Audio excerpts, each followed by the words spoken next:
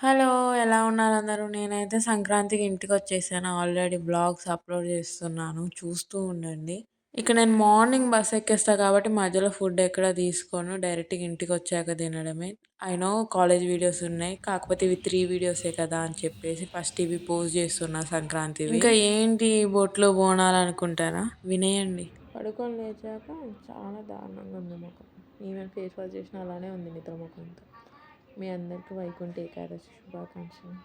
ఆ రోజు ముక్కోటనమాట. సో, అందుకే నేను టెంపుల్‌కెళ్ళేసొచ్చాను. ఎన్ని బొట్లు పోయినా ఆంజనేయ స్వామి బొట్టు మాత్రం తొందరగా పోదు కదా! ఎంత ఫేస్ వాష్ చేసుకున్నా. ఇక నేను నా ఫేవరెట్ 'షిన్ చాన్' కార్టూన్ చూస్తున్నా ఇక్కడ. అలా చూస్తూ ఉంటే మా టింకు పాపం తనంతట తానే ఆడుకుంటున్నాడు. నేను ఆడుకోలేకపోతున్నా వాడితో.